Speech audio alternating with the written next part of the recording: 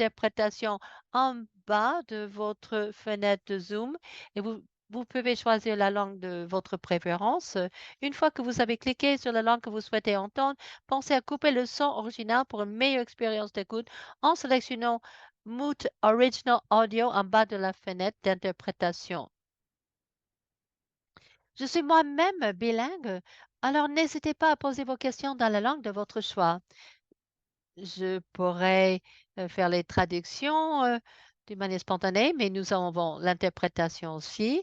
Si vous voulez poser des questions, il y aura l'espace multiple dans notre conversation pour les questions, pour les commentaires, pour les réflexions. Et vous pouvez le faire grâce à Menti ou vous pouvez utiliser la fonction de lever la main, cette fonction sur Zoom.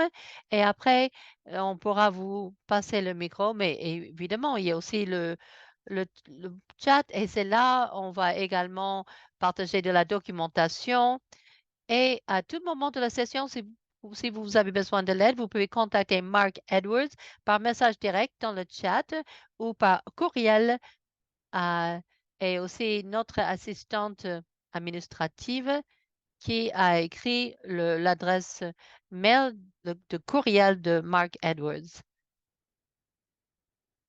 medwards@corporation.ca. On a déjà parlé de l'idée de comment on va faire la prise de notes. Nous avons un document, un fichier Google Doc partagé dans le chat. Vous pouvez vraiment partager ce qui vous impressionne le plus. On peut avoir les notes en général ou vraiment les points clé. On va partager ce fichier dans le chat pour que vous puissiez avoir l'accès à ce doc. Vous pouvez partager dans la prise de notes aussi. Ce serait pour vous à la fin de la conférence pour que vous puissiez avoir l'accès après. Donc, vous pouvez participer de la prise de notes de la manière que vous voulez. Avant de commencer vraiment de nos accords communautaires et la reconnaissance de terre, je voudrais remercier l'équipe donc Barbara, Mélanie et Marc, qui sont là de Corporation Canada.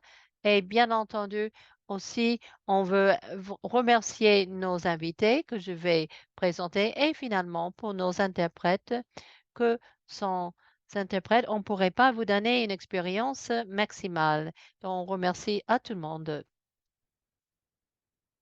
Alors, j'aimerais bien commencer par la reconnaissance des terres. Je voudrais vraiment reconnaître et honorer les personnes avec les gens qui ont fait partie les traités aussi de l'île de Tortue. Et je veux pas que ces reconnaissances des terres, c'est juste une sorte de cocher qu'on fait. Non, je veux vraiment qu'on utilise ce moment d'une manière vraiment de nous positionner pour donner une reconnaissance des terres pour les Premières Nations, les peuples autochtones, les Métis et Inuits et que nous, on occupe. Et quand on fait la reconnaissance des terres, il faut vraiment prioriser des engagements individuels et aussi de vraiment, nous, on a internalisé notre mentalité coloniale et en faisant ça, en tant qu'immigré, je organise et je vis dans le territoire qui sont sur le territoire des Anishinaabe et Mohawk à la nation algonquine, j'ai des relations que je reconnais qu'il y avait on a rompu les traités de ces personnes et quand on parle de ces abus,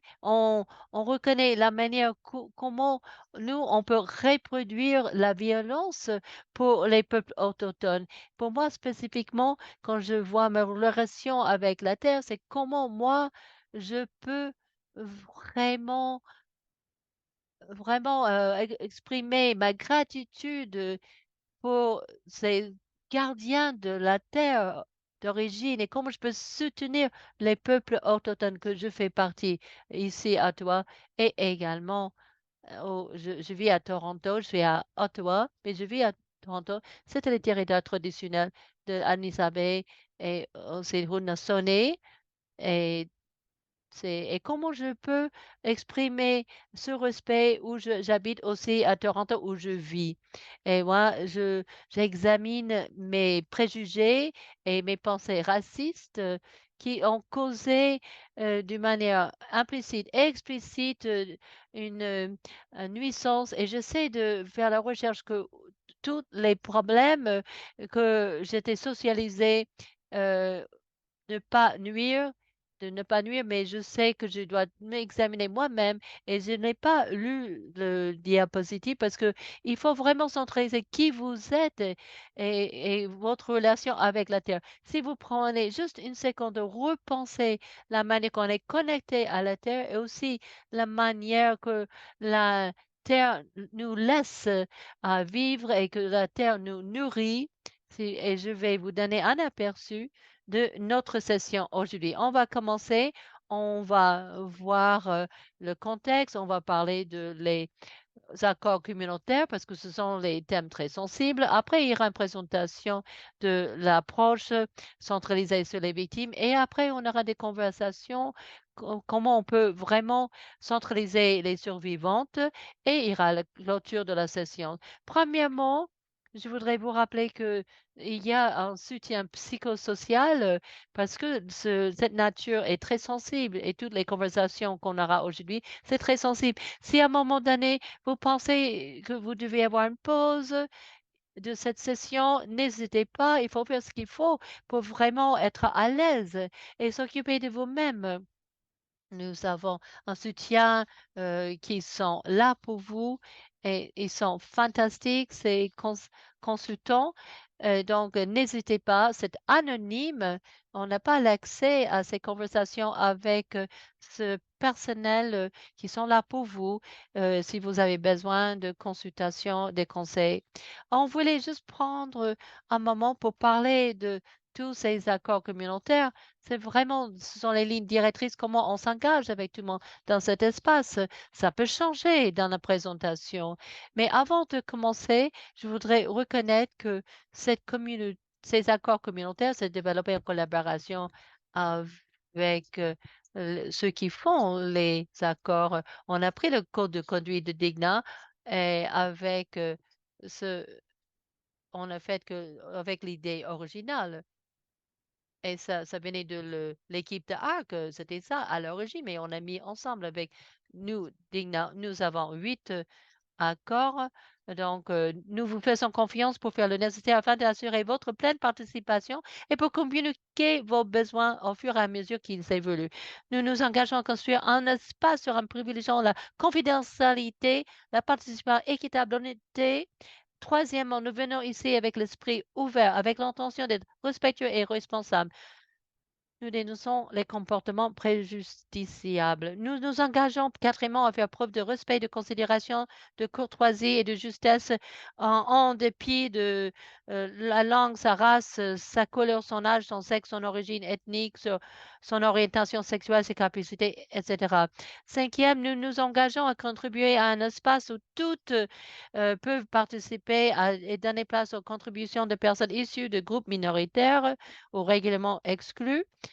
Sixièmement, nous nous engageons à éviter tout rapport de pouvoir inégalitaire et à contribuer à ce que tous les expériences partagées soient considérées équitablement.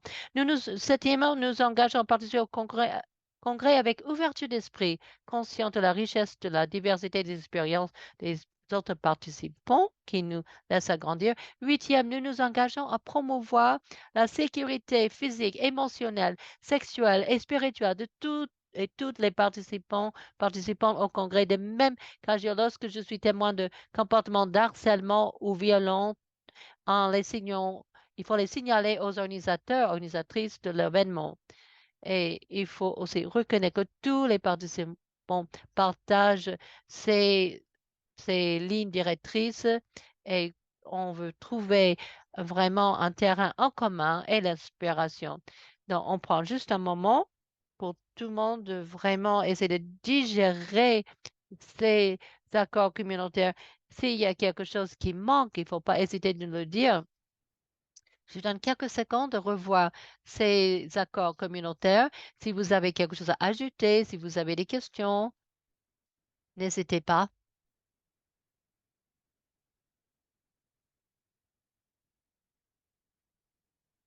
Sinon, si vous n'avez pas de questions, Je pense qu'on est tous en accord avec les accords communautaires et nos hypothèses. Alors aussi, c'est très important aussi d'avoir une liste de déclarations pour laquelle on est tous en accord. Alors, ces déclarations sont les suivantes.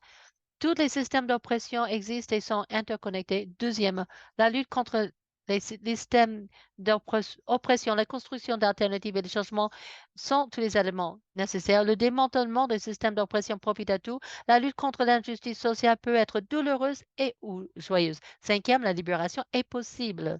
Sixième, nous sommes tous ici parce que nous voulons et choisissons d'être ici. Septième, nous vivons à des intersections. Nous bénéficions tous de l'oppression systématique, même dans les manières différentes. Un individu, une communauté est l'expert de sa propre expérience et des solutions aux problèmes auxquels elle est confronté. Chacun mérite l'autonomie de choix. Dixièmement, le corps ne ment pas. Encore une fois, je vous donne quelques minutes pour voir ces principes communautaires, pour s'assurer que tout le monde est à l'aise avec ces principes communautaires avant de vraiment démarrer vraiment ce qui était au cours de notre conversation. Je ne vois pas que quelqu'un a levé la main, donc je suis très contente de commencer la session. Je vais commencer pour avoir un sentiment. Qui est dans la salle? Alors, je vous demandais, veuillez accéder à Menti. On va utiliser Menti pendant toute la séance. Vous pouvez scanner le code grâce à votre téléphone. Et juste quelques questions pour vraiment savoir qui on est. Et dans toute la session, vous pouvez utiliser cet outil pour poser les questions, pour euh, aussi mettre vos réflexions. Aussi, vous pouvez voir les réponses des autres. Vous voyez le code QR que vous pouvez entrer, que vous voyez là, ou bien vous pouvez scanner le code QR qui est sur cette page. Est-ce que je peux demander le tech de mettre le code dans le chat? Alors, je vais aller à la première question. Vous pouvez voir, c'est vraiment qui est ici. Alors, pour les rapports, quel est votre genre? On essaie de voir qui est dans la salle, quel est le mélange de population qui fait partie de la conversation. Pour ces questions, je pense que c'est très intéressant. Normalement, on aura un pourcentage plus qui sont identifiés comme femmes. Je ne sais pas, il y a une corrélation directe, mais c'est intéressant de voir la corrélation entre hommes et femmes. Quelques secondes encore.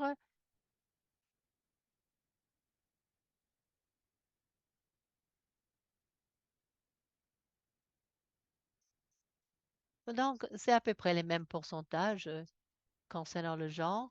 Pour la prochaine question, quelle est la taille de votre organisation? On veut voir qu'est-ce que nous avons. Est-ce que vous travaillez pour une petite organisation moyenne? Est-ce que des personnes aussi, est-ce que vous travaillez pour le gouvernement? Alors, avec qui on partage cet espace aujourd'hui? Ah oui, oui, quelqu'un de chaque catégorie. Ça, c'est vraiment intéressant. Ça, c'est bien. Il y aura une conversation plus dynamique avec toutes ces catégories représentées. La plupart, on voit 53% sont des organisations avec plus de 30 salariés. Donc, ce sont les organisations assez larges. Et quel est votre rôle au sein de votre organisation? Est-ce que vous faites partie de leadership ou avec les, les thèmes concernant le PEAS? Est-ce que vous faites partie le personnel général? Est-ce que vous faites partie des personnels ONG? Vous travaillez pour le gouvernement ou autre? Oui, je pense que ces résultats, c'est ce que je pensais. Quelques points qui viennent des ONG et d'autres qui sont sur le PEAS. Soyez tous la bienvenue. Et finalement, et ça c'est une question que je vais demander à la fin, avant qu'on va vraiment commencer vraiment les discussions concernant les stands, les normes, quelle est votre sensibilisation concernant les cadres juridiques internationaux et nationaux concernant le PEAS, concernant le reporting, les investigations et les approches centrées sur les survivants. Nous avons pas mal de personnes qui disent modéré et quelques-uns qui disent bas. Donc, vous voyez, c'est un mélange très bien. Bon, il y en a certains qui disent fort, d'autres modérés, 8.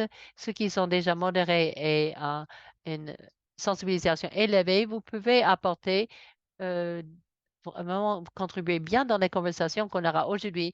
Merci beaucoup pour cette première partie de Mentimeter et c'est très intéressant de voir ces résultats.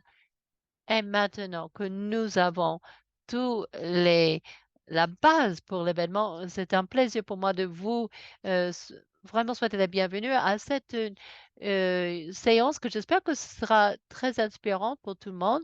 Alors, c'est mon plaisir de vous présenter Anne-Marie Corner, qui est une conseillère spéciale pour le président de World Vision pour ce comité qui vraiment va contre le PEAS, PEAHS. Anne-Marie, elle faisait partie pour World Vision dans la République démocratique Congo et dans elle a eu des rôles dans l'urgence et aussi dans les pays où il y avait des conflits très sévère. Et c'est un grand plaisir de souhaiter la bienvenue à Anne-Marie et je vais arrêter de partager mon écran pour donner toute la parole à Anne-Marie. Merci beaucoup. Une petite minute quand je vais partager mon écran.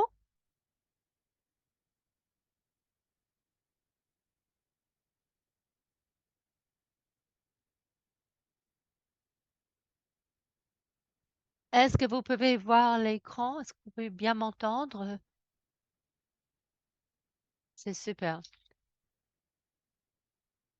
Premièrement, merci beaucoup, Fanta, pour l'invitation de parler pendant cette conférence. J'apprécie beaucoup le temps que vous avez fourni et que tout le monde prend. Je sais que tout le monde est très, très occupé, mais vous êtes ici pour apprendre ce que nous avons fait au Comité permanent interorganisation. C'est le IASA. On est les champions dans le domaine de PEAHS. Et et aussi, c'est une opportunité d'apprendre de vous et grâce à vos expériences dans votre organisation et même vos expériences personnelles. Donc, je vous remercie beaucoup. Avant de vraiment commencer à parler un peu de détails de la présentation, je voulais vraiment avoir quelques consignes. Premièrement, je vais parler des documents différents et également les organisations différentes que peut-être vous connaissez ou peut-être vous ne connaissez pas. J'ai pris note qu'il y a certainement, vous êtes à l'aise, assez élevé avec ces concepts et ces thèmes. On va partager les liens dans le chat. Vous pouvez avoir des références à d'autres documents et si ces documents sont pas partagés, donc, les documents que je partage, ce qui est les définitions et principes de l'approche centrée sur les victimes et les survivants. Donc, il y aura des liens à d'autres ressources aussi que je vais partager avec vous. Encore un autre point concernant la terminologie que je voudrais faire, c'est concernant l'utilisation du terme victime survivant. Quand je parle, vous je peux parler de la victime plus souvent et ça, c'est juste pour vraiment la présentation, pour que ce soit plus fluide. Mais je voudrais reconnaître que victime et survivante de les violences basées sur le genre et l'exploitation, les abus sexuels et le harcèlement sexuel. Il peut s'identifier comme les victimes ou comme les survivantes et des organisations qui utilisent survivants et d'autres utilisent victimes. Et comme moi, je vais parler de notre organisation IASC, euh, il, il y a des réseaux onusiens et aussi des ONG. Et pour ça, on préfère dire victime survivante afin de se concentrer sur le contenu de nos définitions et nos principes, simplement parce que nous, on ne sera pas d'accord. Il y a des positions très fortes concernant est-ce qu'il faut parler de la victime ou la survivante. Mais pour ça, j'utilise les deux. Donc, il n'y a pas plus de valeur pour l'utilisation de la victime ou la survivante. Alors, quel est notre comité permanent interorganisation? Ce comité permanent, alors IASC, et notre comité, c'est le comité le plus élevé dans la prise de décision pour les affaires humanitaires. Et il est présidé par Martin Griffiths, qui est aussi à la tête le bureau et le coordinateur des affaires humanitaires pour OCHA. OCHA, bien entendu, c'est une organisation au sein de les Nations Unies pour les affaires humanitaires. Et IASC va rassembler les têtes des organisations, les agences onusiennes, c'est-à-dire HCR, the World Food Programme, l'UNICEF, UNFP, UN Women. Donc, il y a ces organisations onusiennes, plus les réseaux clés aussi de Fédération de la Croix-Rouge et les réseaux de ONG comme the CHS Alliance et ICVA aussi que l'interaction. Donc, ça, c'est des réseaux ONG clés pour le secteur humanitaire. Et beaucoup de vos organisations font partie de ces réseaux. Et donc, grâce à ça, ils sont en lien avec l'IASC. Donc, ça, c'est comme point d'introduction. Moi, j'ai appris beaucoup de choses depuis 2 ans concernant l'IASC. Alors, dans le mandat de IASC, on a dans le mandat la protection, la prévention, l'exploitation et des abus sexuels. Et dans 2011, on a déterminé de prendre le rôle de plaidoyer pour vraiment euh, dynamiser le changement dans le secteur humanitaire, surtout pour la prévention et l'exploitation des abus sexuels et harcèlement. Et nous, on est des champions dans ce domaine-là.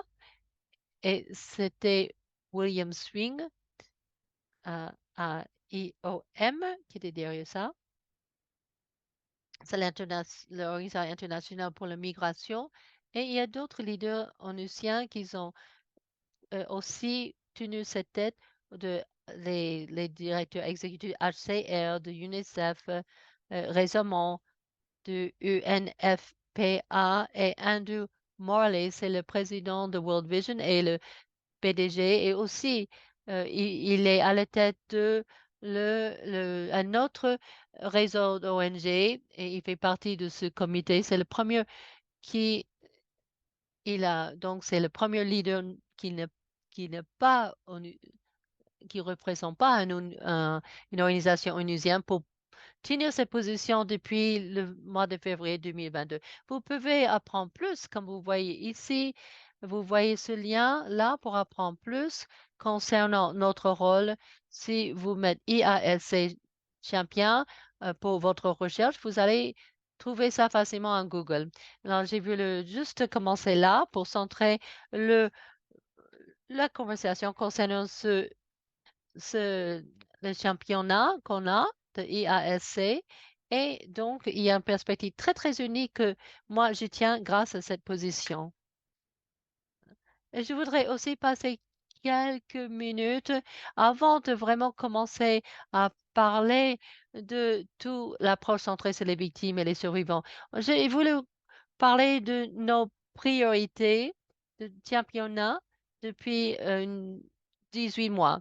Nous avons eu trois priorités que vous pouvez voir ici pendant ces championnats de 2 ans. Premièrement, de mener le IASC, d'être d'accord pour une définition commune concernant l'approche centrée sur les victimes et les survivants. Deuxièmement, c'est de s'assurer, c'est lié avec les systèmes, et ici, c'est de s'assurer que dans les pays où il y a beaucoup de préoccupations pour l'abus sexuel, que dans ces pays, il faut avoir les coordinateurs PEAS qui sont aux Nations Unies, qui pourraient mener les réseaux de PEAS, qui sont les organismes coordinateurs au niveau des pays. Ça, c'est dans les contextes avec où il y a les risques les plus importants et sur les 15 contextes où il y a les risques les plus importants. Troisièmement, c'est de mener les analyses concernant les défis, concernant, on veut changer notre culture et qu'est-ce qui nous empêche de vraiment répondre à l'exploitation et l'abus sexuel dans le secteur humanitaire. Alors, qu'est-ce que nous avons pu réaliser grâce à ce championnat? Nous avons développé, on a eu cette définition, cette approche, et donc définition et principe de l'approche centrée sur les victimes et les survivants qui était approuvée. Concernant la deuxième priorité, on avait établi un, une manière pour déployer, un mécanisme déployé pour l'identification, la formation et aussi le déploiement et le soutien pour les coordinateurs de PEA, PE PEAS et on a fait la collecte de fonds aussi concernant le mécanisme pour qu'on puisse répondre aux pays où il y a le plus de risques. Nous avons publié les risques, simulations pour les leaders, surtout pour les coordinateurs dans le secteur humanitaire, comment ils peuvent utiliser, comment ils peuvent s'assurer qu'il y a une approche qui vraiment est centrée sur les survivants et les, les survivants et, et on et les victimes. On regarde toutes les publications concernant les défis qui existent, con- surtout dans le secteur de la culture humanitaire, pour pouvoir avoir la prévention de l'exploitation des abus sexuels. Euh, cette- on va partager après avec Digna le résultat de ces recherches et ça serait prêt bientôt, dans quelques mois, à la fin de notre championnat. Ça, c'est un aperçu concernant notre championnat en règle en général. Et maintenant, je voudrais passer le reste du temps. Et Fanta, j'ai pas regardé à quelle heure j'ai commencé, donc n'hésitez pas à me dire quand, si je parle un peu trop long, je veux vraiment assurer qu'il y a assez de temps pour que tout le monde puisse bien participer et qu'on a un bon engagement avec l'équipe. Alors, comme je vous ai dit, nous avons les définitions et principes. Quand nous, EASA et World Vision, ont développé les priorités, une question clé qui était récurrente, c'est en tant que secteur, et surtout, notamment pour le IASC, on n'avait pas une politique en commun, il n'y avait pas des lignes directrices qu'on a, ce que ça voulait dire d'avoir l'approche centrée sur les victimes et les survivants. Dans 2021, le, il y avait le champion IASC, PEAS, et à la tête, c'était Nathalie de UNFPA, c'était les directeurs exécutif qui avait commissionné une revue externe. C'était une évaluation, une revue de la réponse pour l'exploitation et les abus sexuels de IASA. Donc, je vais vous partager le lien pour ce document dans le chat un peu plus tard. Et concernant notre engagement avec les victimes, les survivantes, ils ont trouvé l'inaction, la confusion et il y avait un manque d'une définition et des principes clés pour le IASC et à cause de cela, il y avait pas beaucoup de réponses cohérentes et beaucoup de soutien pour les victimes et les survivants.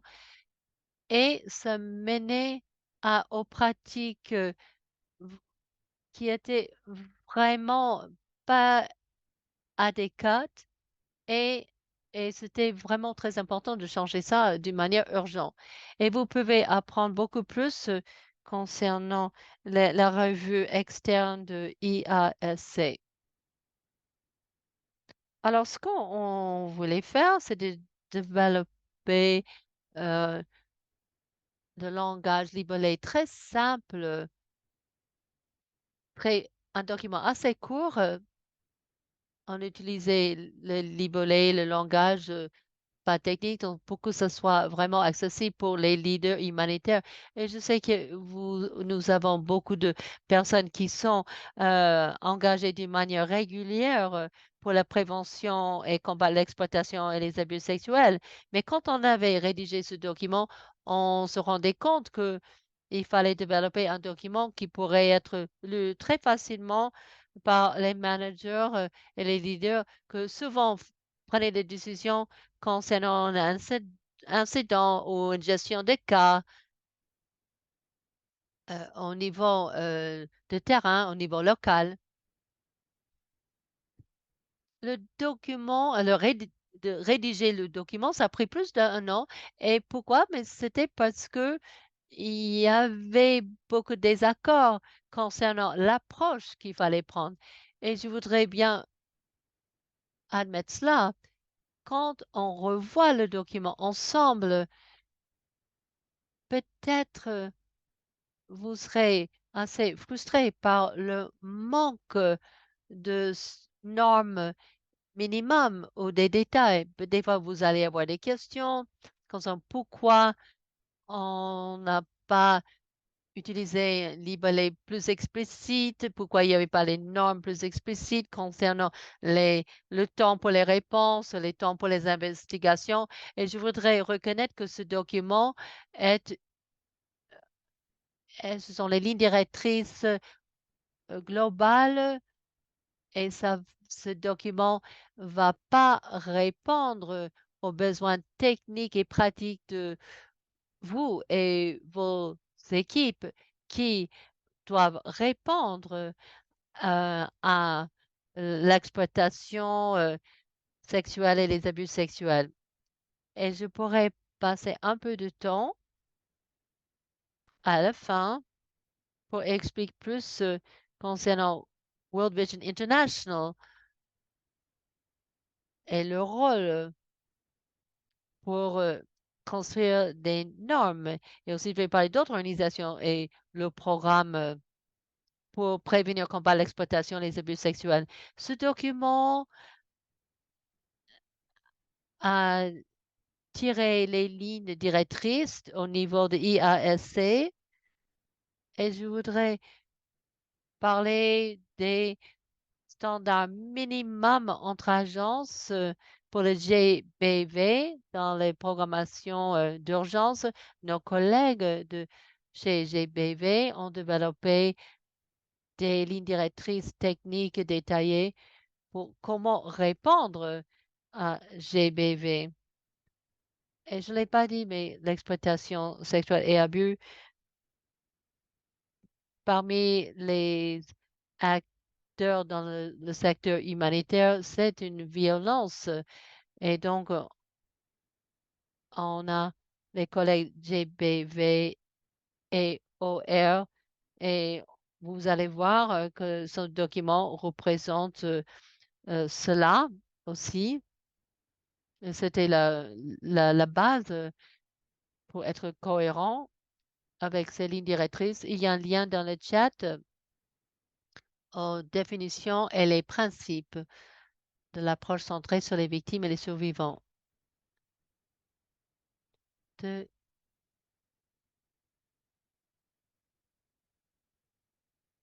Avant de parler des définitions, les principes, j'ai des notes dans mon téléphone.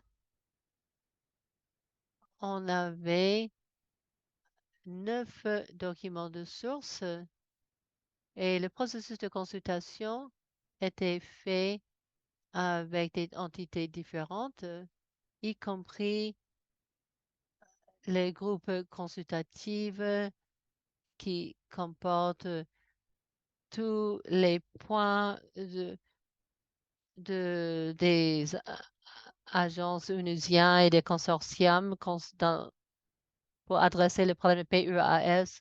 On était engagé avec les coordonnateurs dans le contexte les plus risques et aussi on avait aussi l'apport des ONG.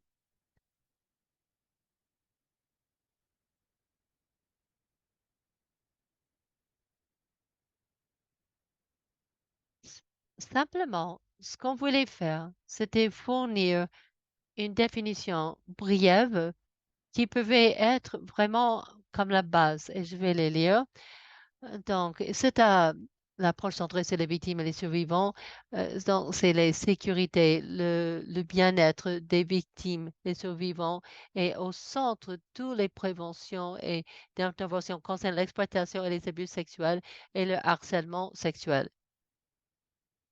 Donc, toujours cette approche centrée sur la victime, survivant, et place les droits, les souhaits, les besoins, la sécurité, la dignité, le bien-être de la victime survivant. On centre toutes les mesures de prévention, d'intervention. On avait développé les principes et actions clés et vous pouvez trouver les détails répartis de tous ces principes et actions clés dans le document. Je ne peux pas lire tous ces principes et actions clés. C'est un document à 2 pages, mais je vous encourage de voir ce document après la séance. Je voulais parler de certains de principes et actions clés. Premièrement, vraiment, je voudrais mettre les quatre sûreté, sécurité, bien-être, la confidentialité, la dignité et le respect, non-discrimination, inclusion. Ces 4 principes reflètent les principes qui comportent dans les normes minimum dont on a parlé. Donc, on reflète ces principes de GBV et ces 4 principes sont cohérents à travers toutes les ressources que nous avons utilisées. Sûreté, sécurité et bien-être de la victime survivante et, et les considérations primordiales. Tous les principes et les actions clés devaient tenir en compte de ces principes, sûreté, sécurité et bien-être de la victime survivante et aussi leur famille. Dans ce principe, concernant les principes et actions clés, je voudrais dire, on voulait définir plus et clarifier la notion de la confidentialité. Quand on parle de ce secteur GBV, la confidentialité est souvent vue comme, comment dirais-je, pour manque d'un autre mot, comme noir et blanc. Une victime survivante a le droit de d'avoir la confidentialité complète. une des questions principales où on a eu beaucoup de discussions, c'était concernant la confidentialité. Parce que il faut reconnaître quand il y a l'exploitation sexuelle et abus sexuels que les organisations, ils ont la responsabilité de empêcher plus de nuisances. Donc, ici, il y a le rapport obligatoire, ça doit être en place pour les organisations onusiennes et c'est déjà en place pour ces organisations onusiennes et la plupart des organisations ont une politique de reporting et c'est déjà en place. Donc ici, on avait voulu parler de besoin de clarifier que surtout ça, quand il y a il faut pouvoir expliquer à la victime, à la survivante, qu'est-ce que c'est le reporting obligatoire. Il faut partager à ces victimes quelles sont les conséquences potentielles de fait qu'ils partagent des informations concernant un incident. Et je sais qu'il y a des tensions et des débats concernant le reporting qui est obligatoire et l'idée de la confidentialité. Et nous avons pris les décisions concernant les libellés chez nous à IASC concernant les exigences juridiques qui existent. Nous avons aussi les principes concernant la non-discrimination, mais on l'avait élargi pour aussi comporter inclusion, donc non-discrimination autour de l'orientation sexuelle, l'identité de genre, donc l'appartenance ethnique, l'âge, la langue, la religion, pour qu'on puisse adapter l'incident ou la gestion des cas et notre soutien et notre engagement avec la victime et la survivante qui est basé sur leurs besoins spécifiques. Nous avons un principe concernant poser des questions, écouter et s'engager. C'est un principe qui est un peu différent que d'autres ressources. Et là, le but, c'est d'essayer d'avoir une approche fondée sur les traumatismes. On utilise donc le langage on préfère parler de l'approche centrée sur les victimes et les survivants pour la définition par appui générale. Mais ici, on essaie, grâce à cela, et les documents suivants de commencer à adopter une approche fondée sur les traumatismes, surtout quand on va s'engager avec une victime et une survivante. On veut s'assurer que les organisations et les entités sont transparents et qu'ils fournissent informations.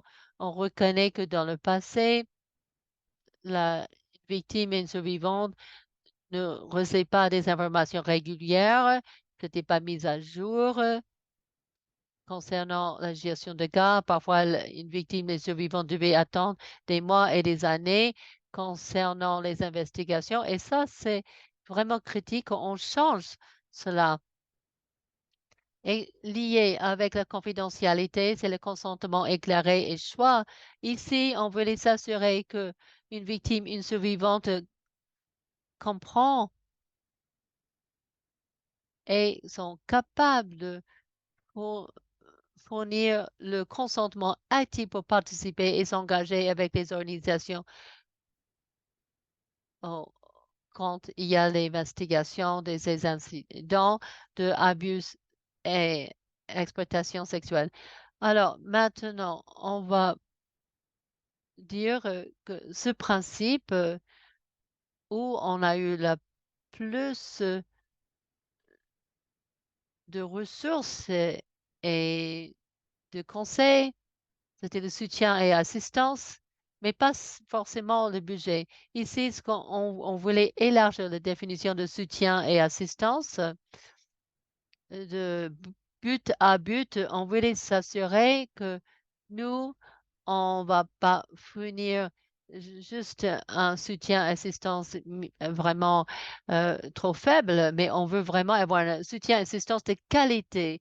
Et là, la définition de qualité, qu'est-ce que cela veut dire? Ça va être adapté à le contexte spécifique dans lequel habite une survivante et une victime. Alors, réparation, c'est aussi un principe important.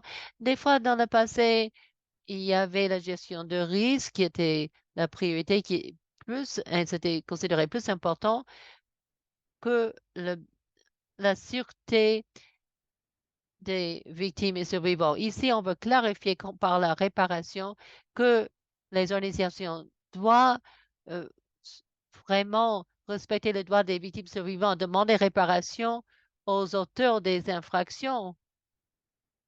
Ça peut être les réparations juridiques ou autres. Ça dépend de chaque contexte.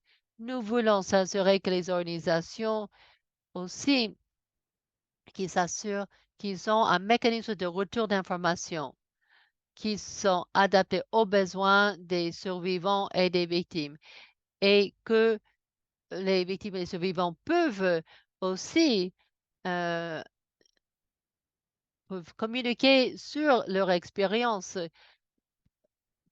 On a donc depuis qu'il y a on a eu l'incident et jusqu'au moment pendant tout le processus, les victimes et survivants, ils peuvent fournir un retour d'information en utilisant les procédures individuelles et nous avons fourni aussi bon, dispositions relatives aux enfants victimes survivants qui ont des besoins très uniques. C'est vraiment un aperçu rapide de tous les principes et les actions clés. Et je voudrais finir d'autres informations aussi. Vous pouvez aussi voir le libellé pour les définitions de tous ces principes et actions clés dans le document. Comme j'ai dit, ce document, c'est vraiment une partie de tout, tout, notre mécanisme de soutien et aussi de améliorer notre position de notre organisation pour les victimes et les survivants. Il y a d'autres ressources et ils sont compris ici comme les hyperliens, mais comme j'ai dit, nous, on a pris une décision intentionnelle que ça serait vraiment les lignes directrices à un niveau élevé et que ici, on ne va pas fournir les normes minimum pour les organisations.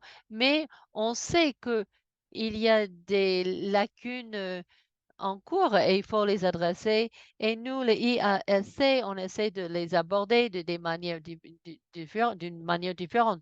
UNICEF a développé et c'était publié en 2019. Les ressources que vous voyez, c'est une autre technique concernant comment on peut fournir l'assistance pour les victimes et, et, et survivantes. Et vous pouvez voir le lien qui est dans la page de ressources. Mais suivant d'autres retours, surtout des ONG, UNICEF va revoir et mettre à jour cette note technique afin de fournir d'autres ressources pour, euh,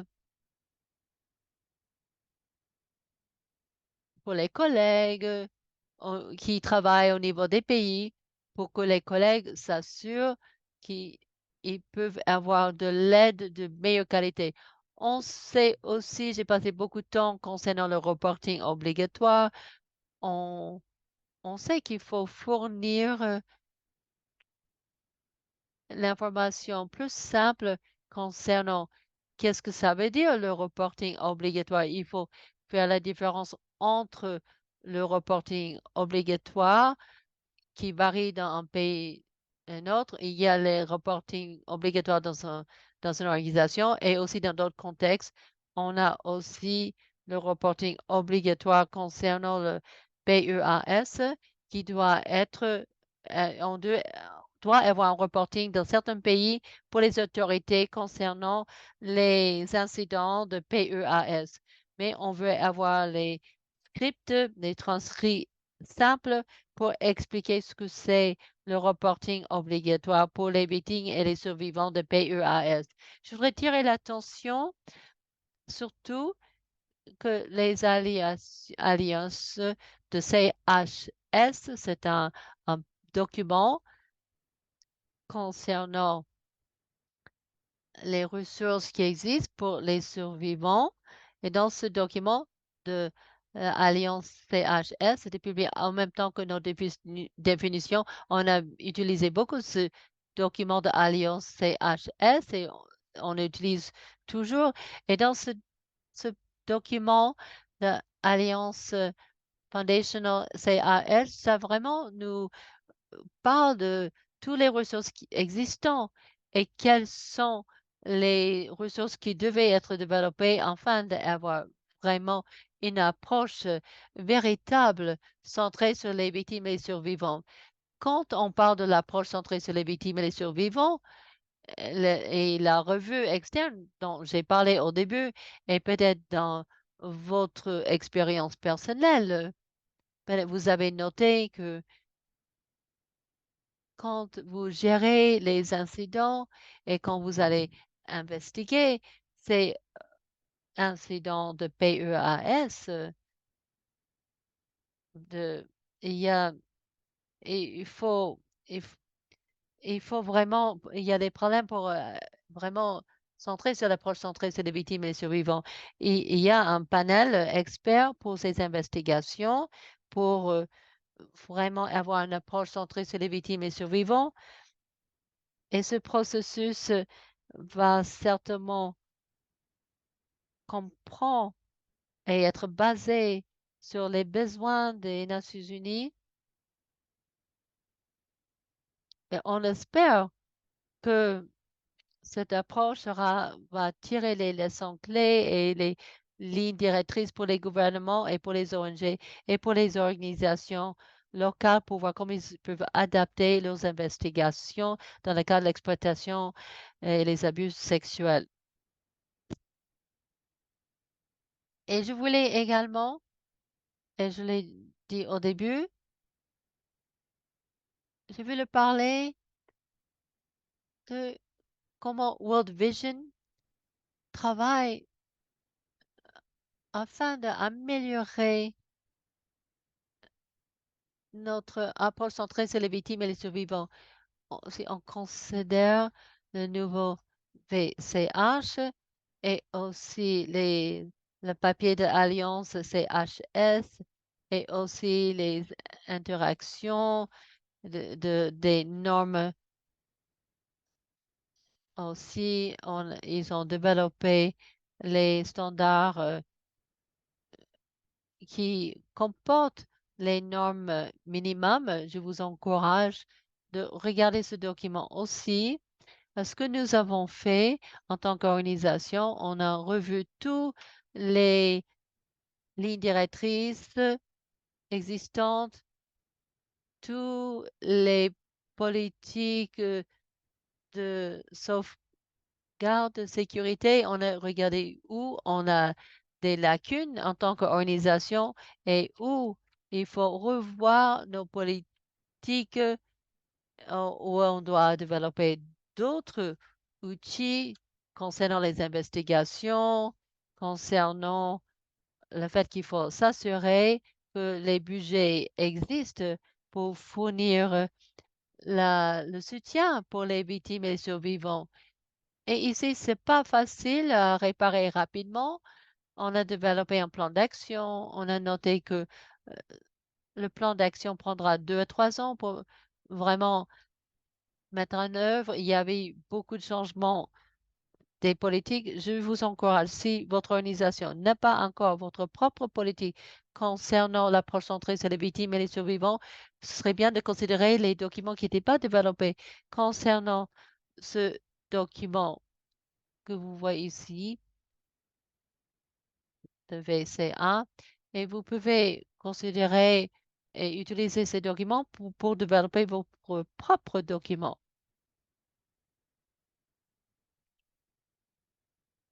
Et dernièrement, ce que je voulais dire,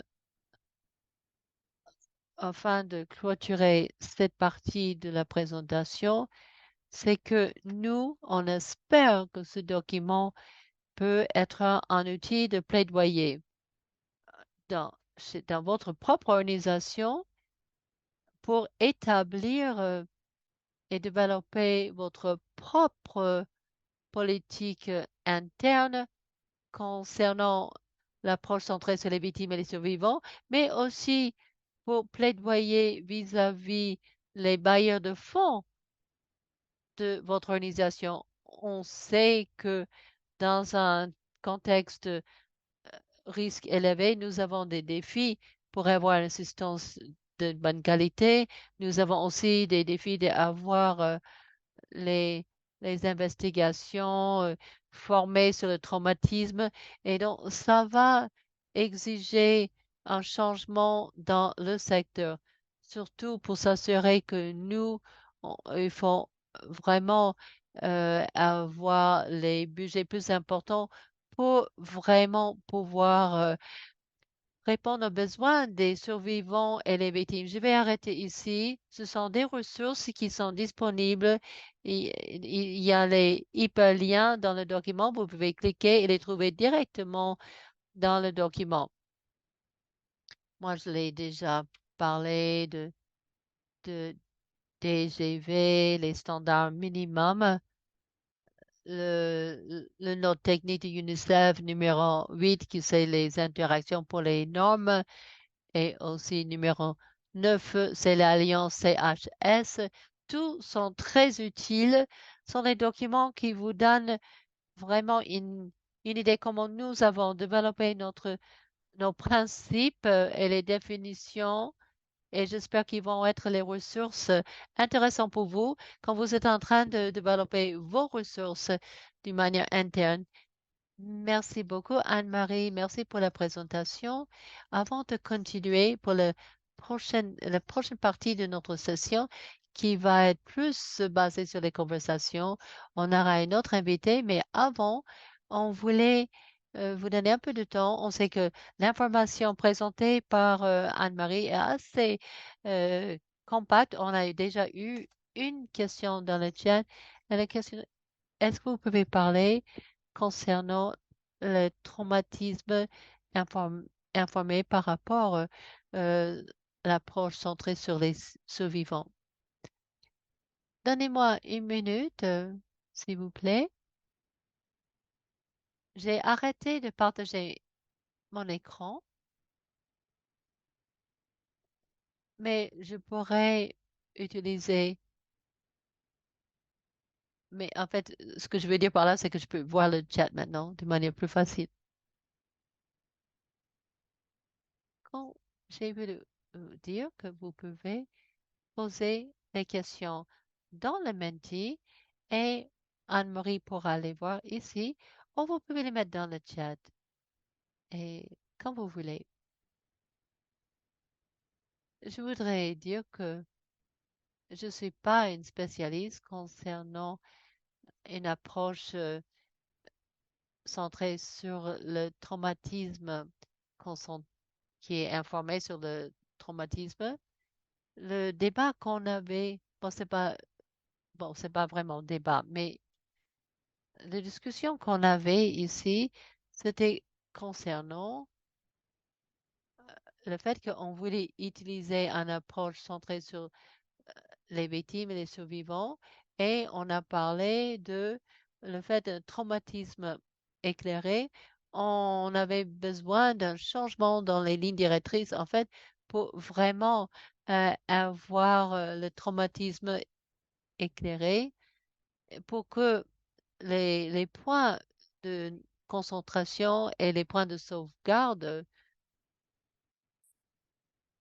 au niveau local et au niveau des projets, on voulait s'assurer que tout était très clair.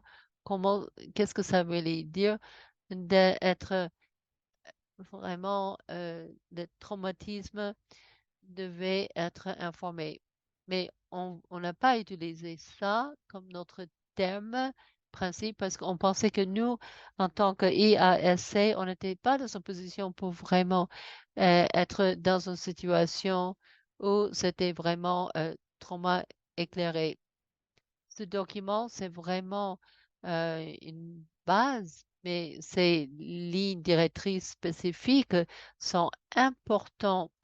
Et je ne sais pas si ça répond à votre question. Vous pouvez peut-être être plus formé dans une approche comme moi pour le traumatisme éclairé. On veut les spécifier dans l'engagement et dans l'interaction avec les victimes et les survivants.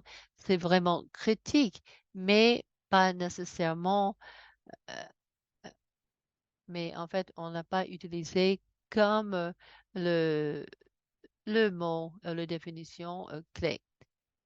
Nous avons une autre question. Est-ce que vous pouvez parler comment le championnat de World Vision et aussi de PEASH, comment vous pouvez, quand vous avez fait les reportings aux autorités locales, comment vous, quand il y avait l'information concernant les crimes sérieux, par exemple dans la question des enfants, qu'est-ce que vous avez fait? Oui, le champion, c'est vraiment un niveau très élevé de plaidoyer. Nous avons trois, spécifiquement parlant, nous avons trois priorités, mais on reconnaît que il faut d'autres ressources supplémentaires pour le programme, au niveau de programme et de projet, c'est nécessaire. Et on travaille avec l'IASC pour les développer. Une chose que j'ai pas mentionnée, que j'aurais dû dire, c'est que le championnat, c'est seulement une partie de une stratégie plus importante pour le IASC pour prévenir et combattre l'exploitation et les abus sexuels. Il y a une stratégie de IASC, une nouvelle stratégie pour 2021 à 2025. Je peux vous partager le lien pour ça. Dans nos trois priorités, c'est vraiment les flux de travail qui font partie d'un vraiment un, un paquet beaucoup plus important. Je voudrais clarifier un point. Peut-être, ce que je veux dire, c'est, ce que je voudrais dire, c'est que le championnat est sous le comité pour un comité pour la réponse humanitaire. C'est un ONG international qui fait partie des gens comme World Vision, Oxfam Care, IFRC, Action Aid et d'autres. Donc, je vous parle ici comme euh, SAHR. World Vision paye mon salaire et Andrew Morley, c'est à la tête de World Vision. C'est le champion en tant que IASC parce il est dans cette responsabilité, dans ses fonctions. Il y a encore une autre question. La question, c'est sur l'écran. Il y aura aussi la possibilité d'avoir les conversations plus ouvertes, mais si vous avez une question, vous pouvez attendre. Avec votre question, vous allez avoir une autre opportunité pour poser votre question. Est-ce que vous avez des ressources que vous voyez ici de PEAS dans d'autres langues et qu'est-ce que vous faites pour que PEAS soit plus accessible? Oui, pour le IASC, tous les outils, toutes les lignes directrices sont en train d'être traduits dans les 6 langues des Nations Unies. Ça, c'est le minimum. Et pour les contextes où les risques sont plus élevés, dans ce cas-là, et d'autres contextes qui étaient dénommés comme risques élevés, il y a une analyse détaillée et je peux aussi vous donner les informations concernant cela. Ils ont fait une analyse de risque. Il y a à peu près trentaine de contextes qui sont dans cette catégorie de risques élevés et il y a des outils qui sont aussi élaborés dans ce contexte. Si ces contextes n'utilisent pas régulièrement les langues des Nations Unies, on peut avoir aussi d'autres langues pour ces cas de risque élevé. Il y a d'autres questions, mais malheureusement, on ne peut pas continuer avec les questions. J'ai voulu d'abord avoir des informations techniques pour nous, pour qu'on comprenne les principes qui vraiment à la base de beaucoup de ce travail. Avant vraiment de parler de ce que notre prochaine session, je voudrais aussi avoir une perspective qui est plus une survivante, quelqu'un qui travaille en tant que leader dans ce domaine. Et vraiment, je voudrais inviter quand on va aller dans la prochaine partie de notre conversation, je voudrais inviter Anne-Marie et Remiche que je vais vous présenter et tout ici. Donc, maintenant, s'il vous plaît, aidez-moi. Euh, Souhaitez la bienvenue à Rimisha Casey, qui fait partie de le conseil de consultatif d'IGNA. Elle est aussi le genre mondial à la tête de l'agence de Aga Khan pour les habitats et elle partage son expérience. On reconnaît que ça peut être quelque chose de sensible, ça peut déclencher des émotions pour vous. Vous savez qu'on a un soutien psychosocial pour vous, mais je suis très contente de vous avoir. Ramisha, vous avez la parole, Ramisha. Merci beaucoup, Fanta. Oui, moi je viens ici de Pakistan du Nord. Si j'ai un problème de l'Internet, je suis à l'avance désolée. On m'avait demandé à la dernière minute de venir ici au Pakistan. C'était pas un voyage programmé à l'avance, mais on s'adapte. Donc, je viens ici avec mes expériences en tant que survivante. Je ne vais pas entrer dans vraiment de trop de détails. J'espère que tout le monde peut rester et j'espère que euh, et mais moi, j'ai noté qu'il y a le soutien dans le chat. Mais moi, mon expérience en tant que survivante, c'était que j'étais à l'étranger et j'avais un contrat pour une organisation qui envoie les jeunes euh, euh, du Canada, qui les envoie à l'étranger pour faire un stage. Et l'organisation n'était pas préparée pour traiter un incident comme cela. Et la réaction de notre partie prenante, c'était pas fantastique non plus. On nous avait dit certaines choses de nos parties prenantes. Oui, ça se passait après le travail, donc c'est pas notre responsabilité pour s'occuper de cet accident. Et les ressources qui étaient disponibles pour moi en tant que Canadienne à l'étranger étaient vraiment, il manquait en fait. Et le pays où j'étais n'avait pas reconnu le viol comme vraiment un événement qui se passe pour les personnes. Et donc, les services sanitaires, en tant que survivante, n'étaient pas vraiment au niveau. Et le soutien que j'avais reçu de le consulat canadien manquait vraiment. Le responsable de consulat canadien n'était pas formé du tout. Et on m'avait dit des choses comme si vous n'allez pas faire un reporting à la police, Et si la personne refait, c'est votre faute. Et c'était un Canadien qui me l'avait dit, il était payé par les, les contribuables canadiens. Donc, j'ai fait partie après, en tant que survivant de Digna, tout de suite après que ça m'est arrivé, parce que je me suis rendu compte qu'en tant qu'une personne qui vraiment croit dans le développement international et je travaille dans cet espace et que le soutien qu'on offre aux personnes, ils sont pas au niveau. Et un des projets de Dina qui m'a aidé à lancer, c'est vraiment les lignes directrices ou les guides pour les survivants. C'est un projet qu'on avait lancé l'année dernière et c'est sur le site d'Igna.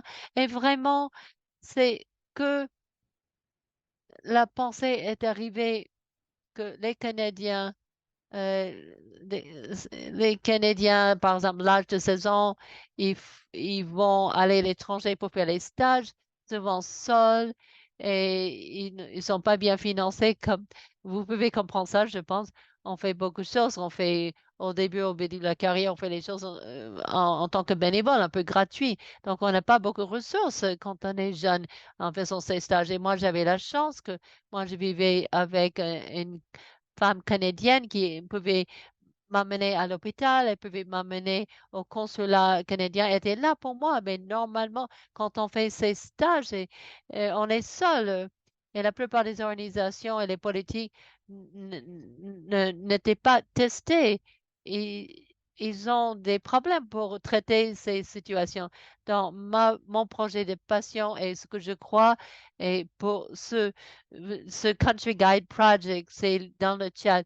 Nous, on fait la cartographie pour les ressources qui sont disponibles dans les pays avant qu'on ait de tels incidents.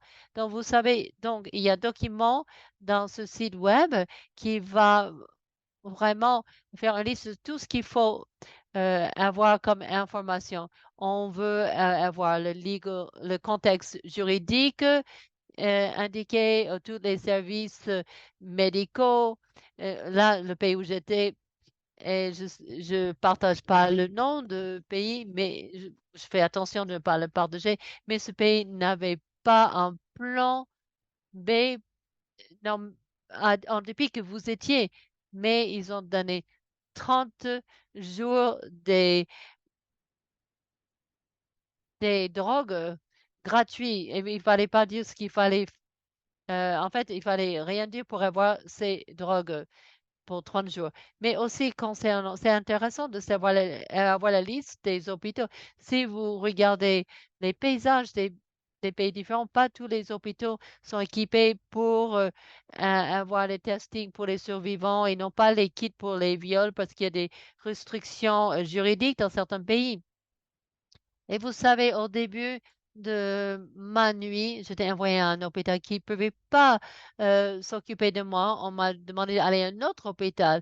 Ça, c'est une étape supplémentaire qu'on aurait pu vraiment éviter si ces organisations avaient tous ces contextes juridiques, les médicaments disponibles, les hôpitaux. S'ils faisaient un inventaire de tout ça, ce serait intéressant.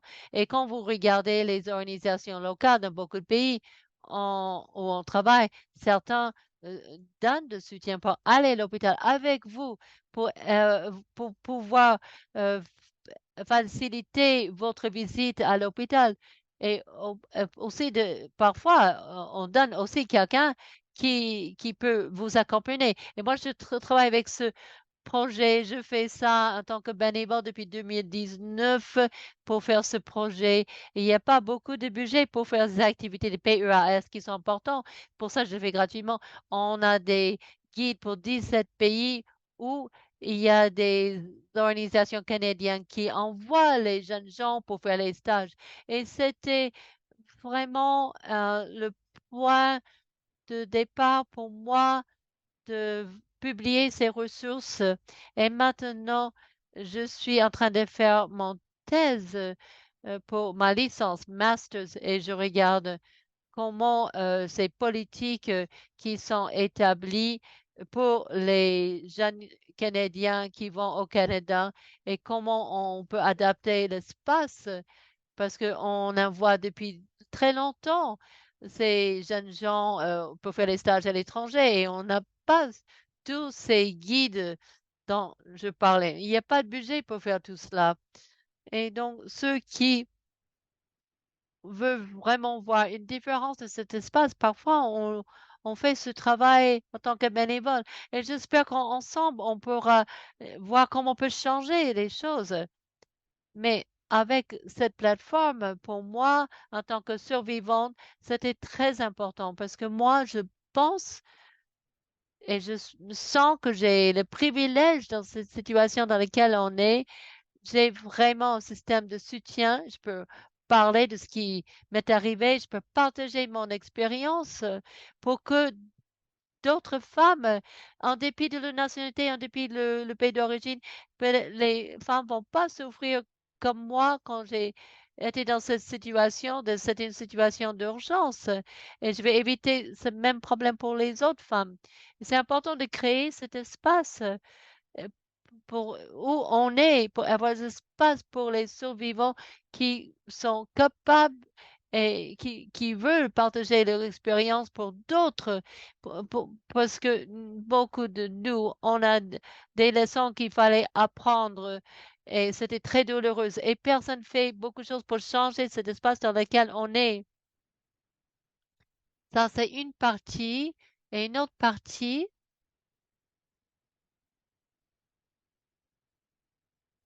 Anne-Marie a parlé déjà de les désaccords, les réactions, que si on nous appelle, et c'est une réponse viscérale pour qu'on m'appelle une victime. Ça définit pas ma vie et j'avais la chance, même quand ça a l'air, j'ai eu la chance de survivre. Et je continue à survivre chaque jour. La raison pour laquelle que je pense que ces conversations vont continuer comme les conversations continuent parce que pas beaucoup de survivants ont le privilège de raconter les histoires. Ils n'ont pas le privilège de raconter les histoires et on n'est pas invité pour parler. En tant que survivante, on m'a demandé de, depuis longtemps de pouvoir partager mon expérience.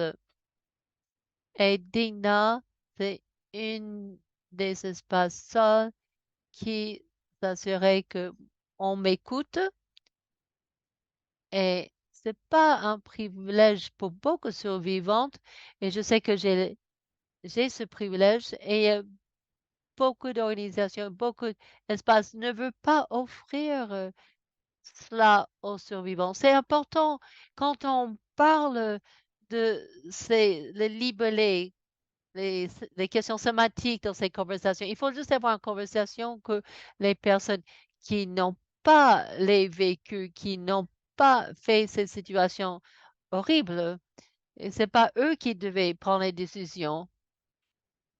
Moi, moi, j'ai une réaction viscérale quand si on m'appelle victime, et j'ai une réaction différente de si on m'appelle une survivante. C'est important pour nous de offrir les sémences à la table qui ont ces vécus. Je pense que j'ai un peu parlé un peu trop, mais n'hésitez pas, Fanta, à me dire si j'ai trop parlé.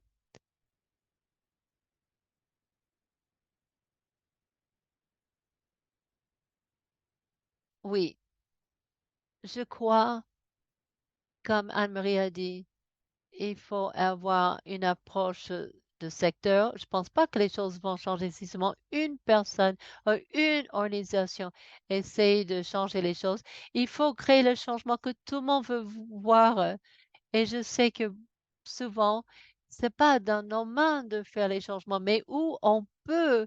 Il faut continuer à combattre. Il faut pousser le récit. On travaille pas pour les survivantes, on travaille avec. C'est 2023. Il faut écouter les survivantes qui se sent assez privilégié pour dire, je suis survivante, voilà ce qui m'est arrivé, voilà les ressources qui vont remplir la lacune qui existe maintenant.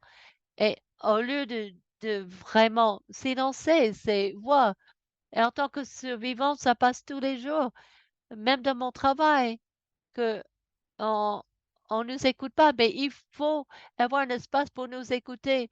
Et je sais que ça, c'est lié avec l'argent, ça prend les ressources, ça prend le temps, ça prend l'argent et ça enlève de nos autres priorités. Mais une fois que j'ai fini mon thèse et je suis défendue et ça va être publié, je suis sûre que on va me donner, grâce à Dina, on peut avoir une autre conversation concernant qu'est-ce que ça veut dire pour vraiment parler d'une victime survivante. Qu'est-ce que cela veut dire? Et qu'est-ce que ça veut dire approche centrée sur les victimes et les survivants? Et aussi traumatisme éclairé.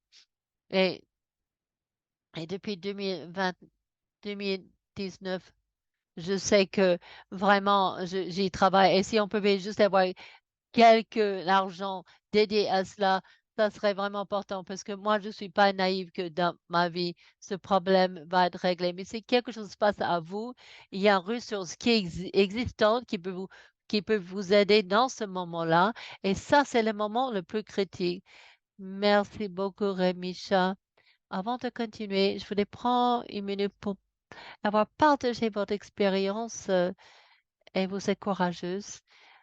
Et je sais combien de fois vous racontez. J'imagine c'est difficile chaque fois. Donc, vraiment, merci beaucoup de l'avoir fait pour nous.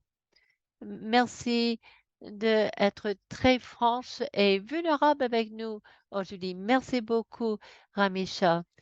Et maintenant, on va aller à la prochaine partie de notre séance. C'était d'avoir aperçu vraiment de la base pour les principes important pour et pourquoi on a déjà eu d'Anne-Marie les définitions principes de l'approche centrée sur les victimes et survivants et les perspectives d'une survivante de Ramisha et comment ça traduit localement et ce soutien qu'on est en train de rédiger ici, comment ils sont mis en œuvre pour les survivantes dans les situations. J'ai vu déjà une question dans le chat. On va ouvrir la, bon, la parole pour partager de tous et ceux qui ils sont ouverts pour parler de leur propre expérience. Mais premièrement, j'aimerais bien commencer avec une pour Anne-Marie et j'ai une question pour toi, Ramisha.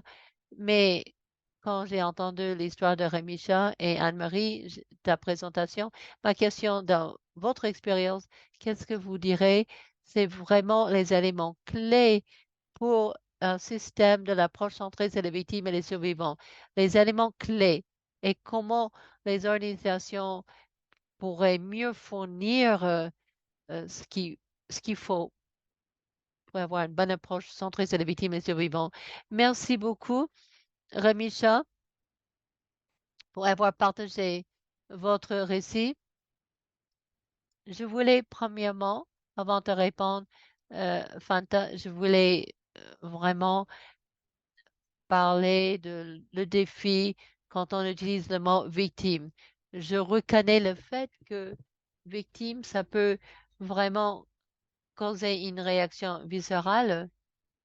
Je reconnais que comme pour le champion PEAS, on travaille avec un cadre difficile. Les organisations comme les Nations Unies, ils décident d'utiliser le libellé victime pour beaucoup de raisons. Il y a des raisons juridiques pour l'utilisation, l'emploi de ce mot victime. Et moi j'ai mon propre vue personnelle, mais je l'ai dû le mettre à côté, en fait, pour pouvoir avancer concernant la définition et principe de l'approche centrée sur les victimes et les survivants. Concernant Fanta, votre question et merci pour toutes les questions qui étaient posées. Et je sais que je n'ai pas pu répondre à toutes les questions, mais bien sûr, je suis disponible pour le faire dans cette session. Quand on parle des éléments clés concernant un système de l'approche centrée sur les victimes et les survivants, je crois que Remisha, elle avait parlé de certains. On avait une conversation dans le chat aussi. On a parlé de il faut avoir un plan B. Donc, il y a quelques commentaires ici. Les organisations ont besoin d'avoir leur propre approche centrée sur les victimes et les survivants, leur propre politique et les lignes directrices. Les normes internationales sont bien, mais chaque organisation doit développer ses les propres lignes directrices parce que sans les politiques qui sont prouvées au niveau le plus élevé des organisations, c'est impossible de ensuite considérer les aspects pratiques. Et les aspects pratiques, dans 99% de temps, sont liés au budget. C'est-à-dire d'assurer que nous, on peut fournir le soutien et l'assistance requis pour encourager tout le monde si l'organisation l'a pas encore des normes et il faut regarder ce que nous avons IASC et aussi les documents de Alliance CHS. Ce sont les documents utiles pour développer votre propre politique. Deuxièmement, au niveau des programmes et des projets,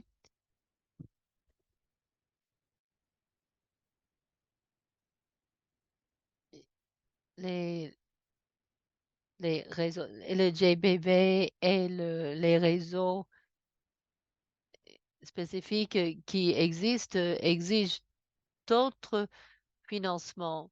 Et dans ce travail et dans le développement de les lignes directrices, on était confronté au défi. On peut avoir ces politiques en place, mais si il n'y a pas plus de 1% de financement qui va aller pour les prestations GBV, on ne va pas pouvoir répondre aux besoins des survivants parce que on envoie les survivants au centre de santé pour le soutien où le personnel n'ont pas les ressources et n'ont pas les fournitures qu'il faut, ils n'ont pas les prep kits pour fournir cela aux victimes, aux survivants. On les envoie pour le soutien psychosocial avec les personnes qui n'étaient pas du tout formées pour les approches de traumatisme informé. Et donc, c'est un engagement, plaidoyer, une sorte de pouce pour les bailleurs de fonds de vraiment élargir le financement pour les prestations GBV. Je vais arrêter là. Merci, Anne-Marie. Je suis sûre que les éléments de ce que vous venez de dire, ce sont, je vois, Rémicha, ça fait partie aussi.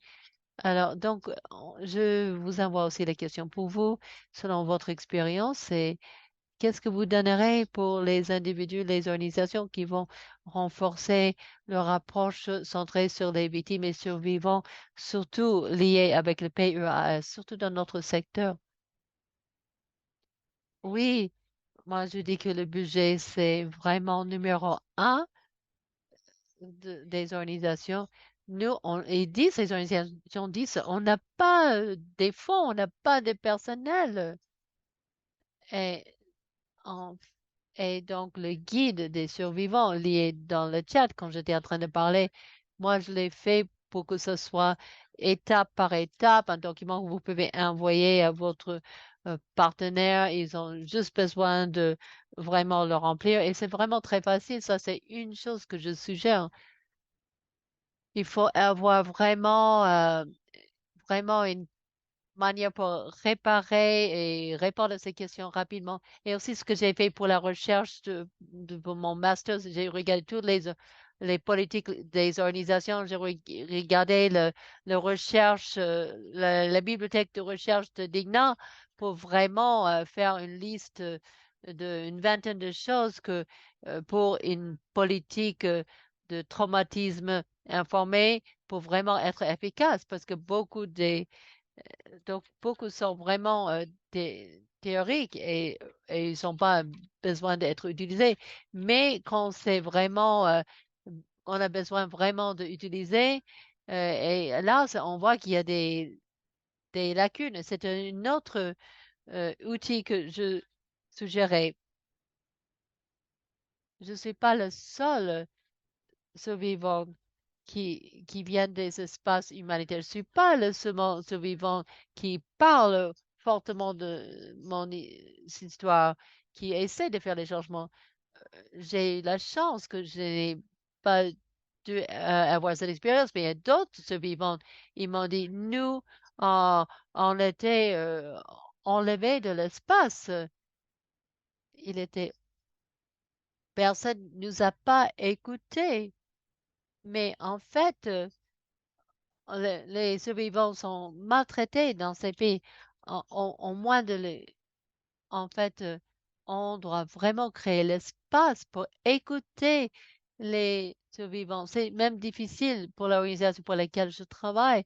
C'est difficile de reconnaître que nous, on, on a vraiment, euh, on n'a pas pu soutenir quelqu'un. On veut, nous, de notre travail, on veut vraiment aider les personnes, aider les communautés et vraiment, mais on était parfois mis sur la liste noire. Mais et au lieu d'écouter ces voix, il y a des gens qui veulent voir juste un avenir meilleur pour la prochaine personne qui va avoir un tel incident. Donc, il y a tous ces approches centrées sur les victimes et survivants où le traumatisme indiqué sont pas toujours faits par nous, mais il y a une autre barrière que je voudrais présenter.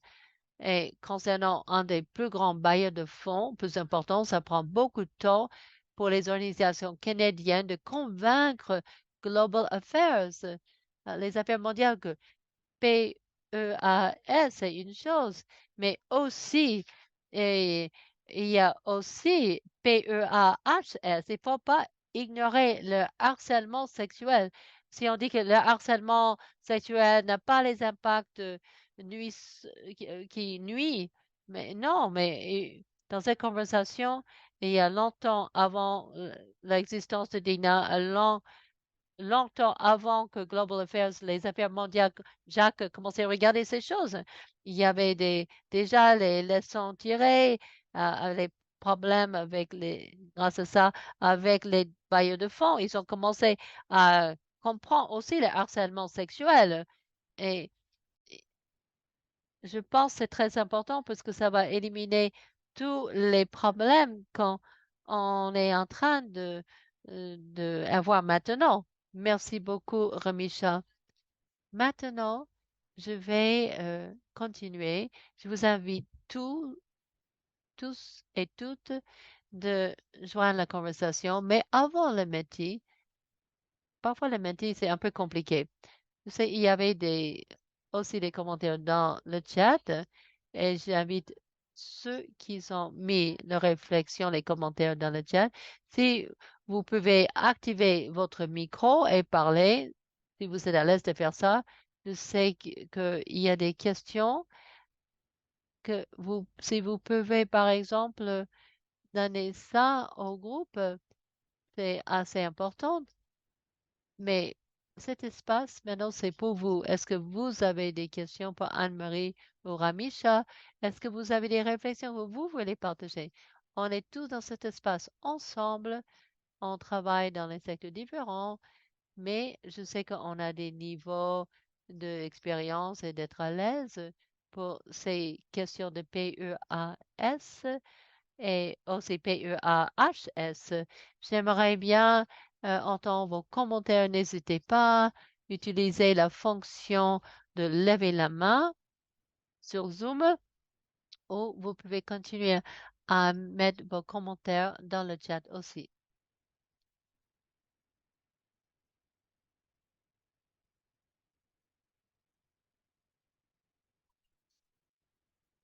Oui, moi, j'ai voulu prendre la... Je vais parler, Ramisha. Merci beaucoup, Ramisha. Euh, on a déjà parlé de PEAHS, le harcèlement sexuel. Ramisha a parlé de ça. Elle a mieux exprimé que moi. Mais Ramisha, avec le partage de son histoire, ça montre l'importance de le financement. Anne-Marie a parlé de ça aussi. Et au Canada, on a toujours les problèmes avec le harcèlement.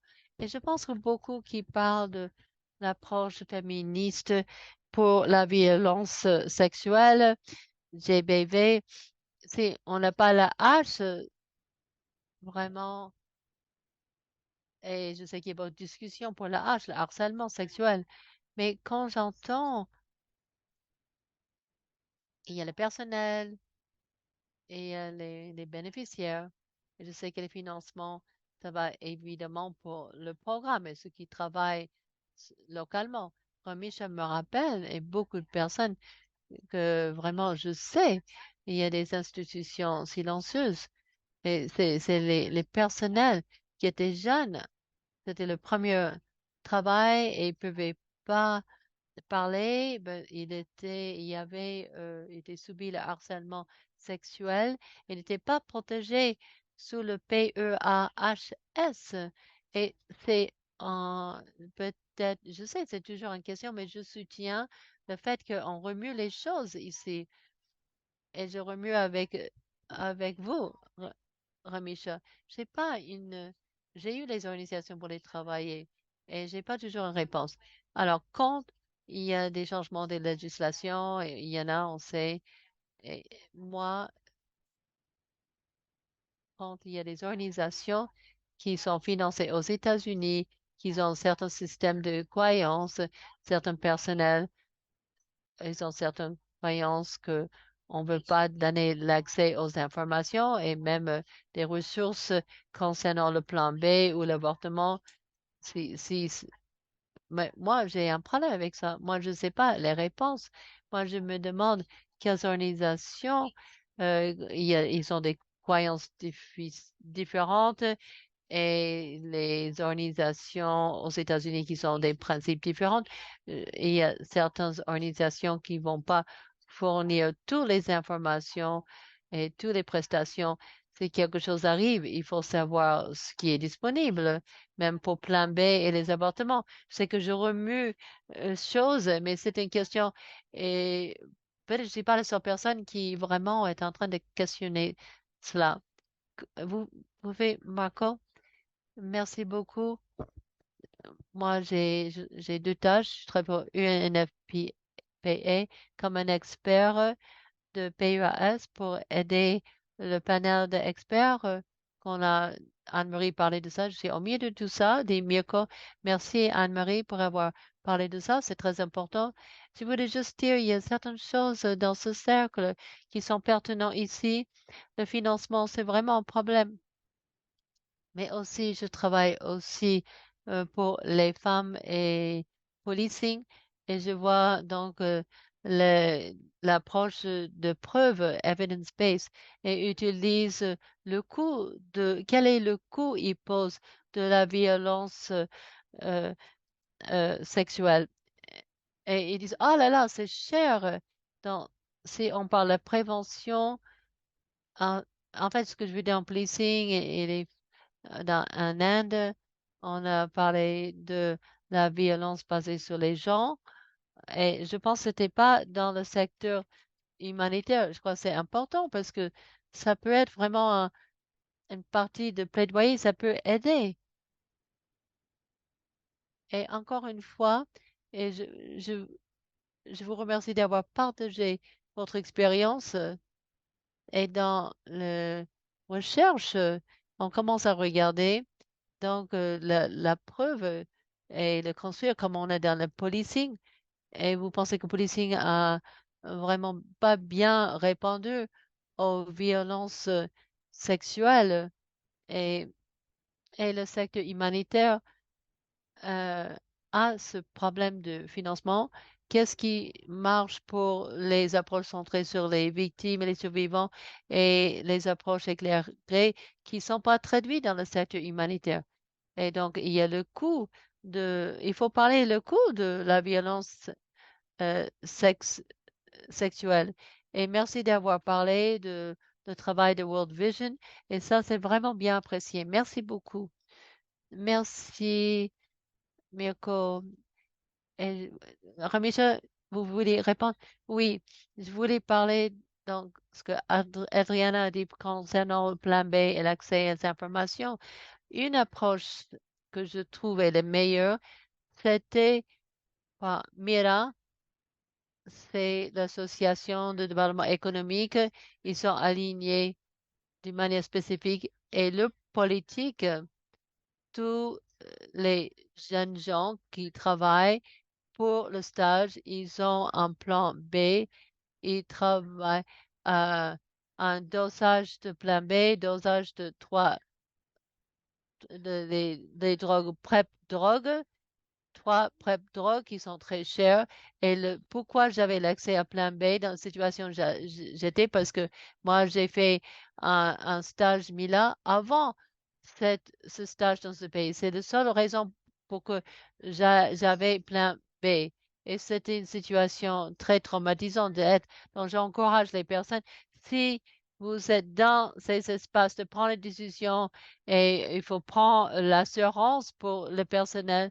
Il faut vous assurer que vous allez avoir un plan d'assurance qui va couvrir ces, ces points pour le personnel. Et où j'allais pour MIDA, avait l'accès à plan B aussi, les PrEP drogues.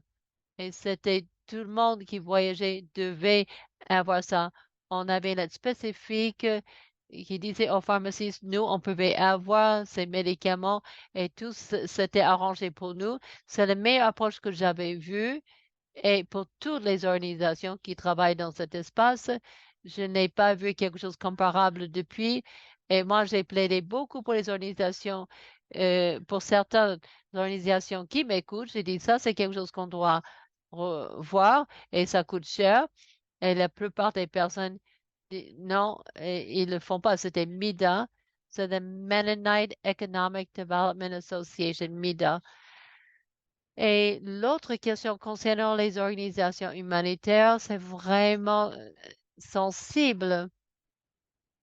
Beaucoup des organisations humanitaires que j'aborde avec l'idée des guides pour pays, ils disent qu'on a déjà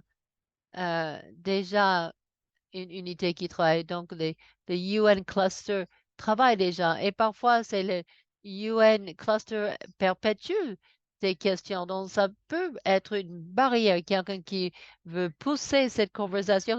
Oh, les Nations Unies sont déjà là et ils s'occupent de cela. Donc, on n'a plus besoin d'y penser. Ah, on n'a plus d'électricité. Il n'y a plus d'électricité, bah, j'espère que j'ai encore l'Internet au Pakistan, mais voilà, ça c'est une des barrières que j'ai dû me rencontrer pour naviguer cet espace. Et moi, j'ai pas une réponse claire pour vous. Des fois, Anne-Marie, elle aura quelque chose de plus concret, mais je vois les espaces des Nations Unies euh, vraiment étaient un obstacle contre ces améliorations. Merci beaucoup, Ramisha. Merci à tout le monde qui avait les interventions. On est allé un peu trop, mais je vais sauter quelques diapositives. Mais je voudrais bien, pour ceux qui n'ont pas eu une chance dans la séance, de donner vos pensées. Donc, je vais vous demander de retourner ce menti pour les questions finales. C'est vraiment, nous sommes une communauté. Tout le monde travaille dans ce secteur. On est venu ici parce qu'on est intéressé par ce thème, dans l'intérêt de collaboration et de partager comment vous soutenez-vous les victimes de EASH dans vos organisations. Quels sont vos modèles d'aide aux victimes? Moi, je vous donne quelques minutes pour répondre. On peut voir les réponses quand ils apparaissent. On peut tous voir ensemble vos réponses.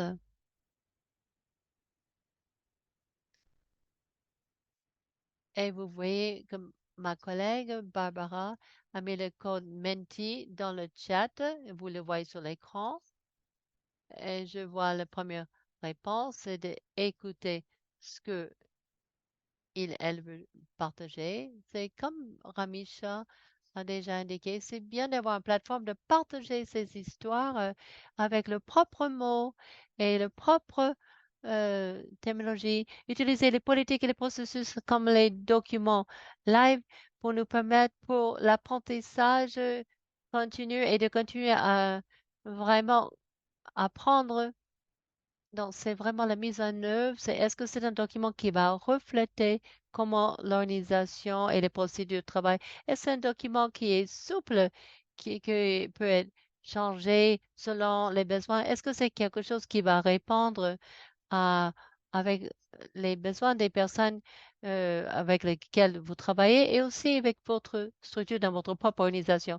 De plaidoyer pour le changement des politiques, plaidoyer pour les financements de réponse pour les violences sexuelles. Le financement, on comprend tous que c'est très, très important pour vraiment avoir les budgets pour soutenir les victimes. Sans le financement, on peut avoir tous les processus et les procédures. Et si on n'est pas capable d'un temps réel de livrer, on n'aura pas l'impact qu'on espère avoir.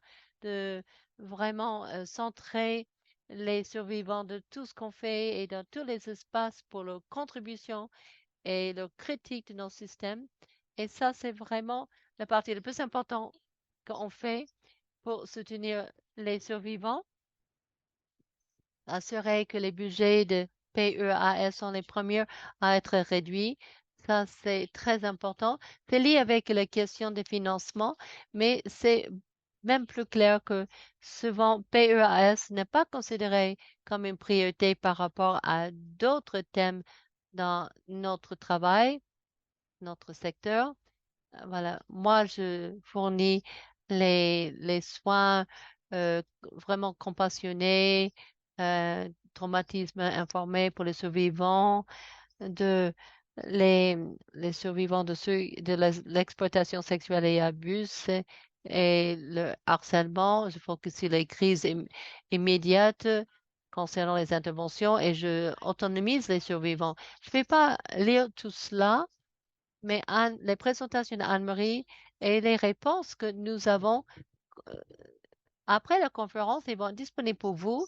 Vous allez avoir l'accès à toutes ces idées et donc, de toutes les présentations qu'on a entendues aujourd'hui. Voilà une liste fantastique. On forme notre équipe pour un point qui se concentre sur l'approche centrée sur les victimes et pour chaque bureau dans le pays travaille pour ces documents ressources. Et donc, il faut aussi prendre en considération la langue, la manière qu'on travaille, d'apprendre de l'un et l'autre. Maintenant, quand on a regardé cette mini présentation rapidement, au début de la session, j'avais parlé de le niveau de connaissance de ce domaine. Quel est le niveau de connaissance des cadres juridiques nationaux et internationaux concernant l'exploitation et les abus sexuels, le reporting, l'investigation et les approches centrées sur les victimes et les survivants? Après notre conversation aujourd'hui, où est-ce que vous allez vous positionner?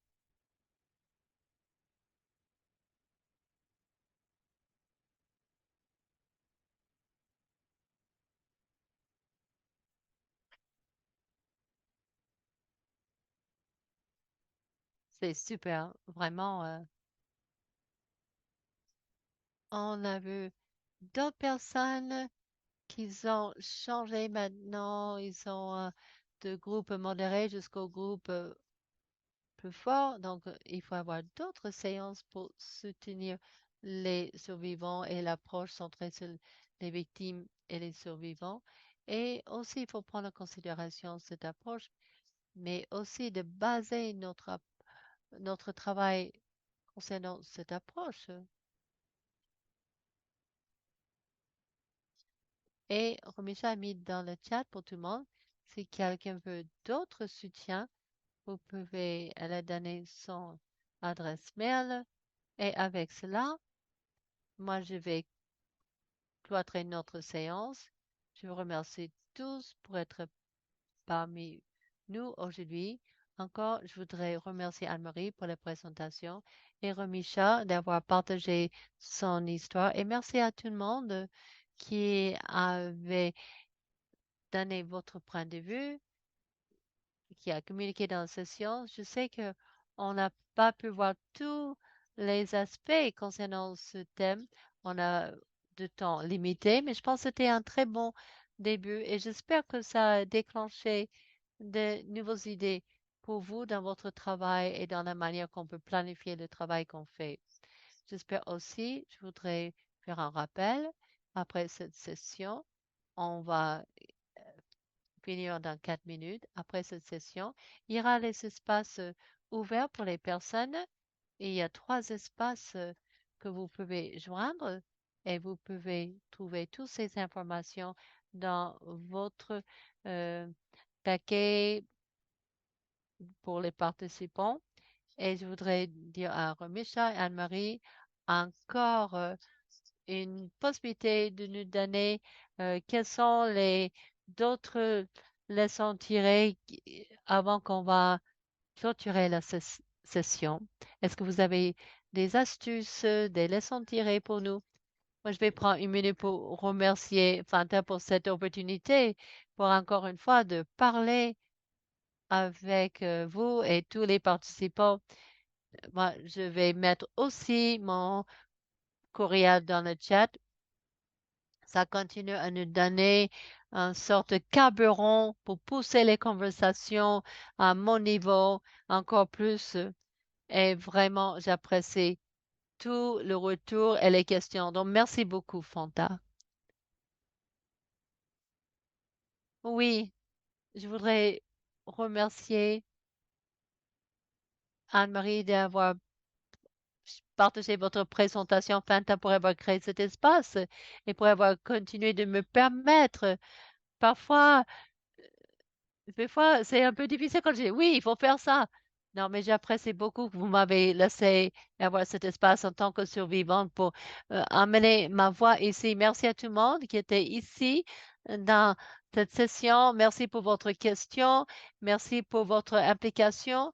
Parfois, en- quand on a ces sessions, on pense que c'est une petite pas en avant, mais même si juste on va déclencher votre pensée selon ce cadre. Et moi, je dis chaque fois, mais c'est vraiment un privilège de continuer à travailler avec Tigna.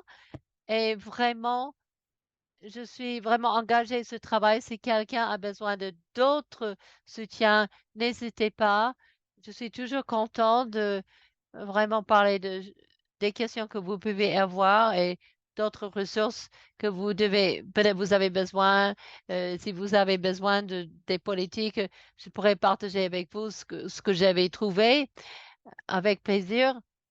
Et merci beaucoup parce que sans tout le monde qui travaille ensemble, on ne pourrait pas avancer. Et parfois, on pense que le progrès ne, qu'on n'a pas de progrès en fait. Mais non, même si c'est des petits pas, on a de progrès et je vous remercie tout le monde. Merci Romisha et je voudrais remercier Cooperation Canada qui héberge le programme Digna et Global Affairs Canada qui finance notre travail et il s'assure que nous, on peut organiser toutes ces sessions et ces formations et ces espaces pour partager nos informations collectives. Et avec ça, je vous remercie tous pour nous avoir euh, pu joindre cette séance et j'espère que vous allez être à d'autres sessions et merci d'avoir pris le temps. Au revoir, bonne soirée, bon après-midi au Canada. Merci, bye.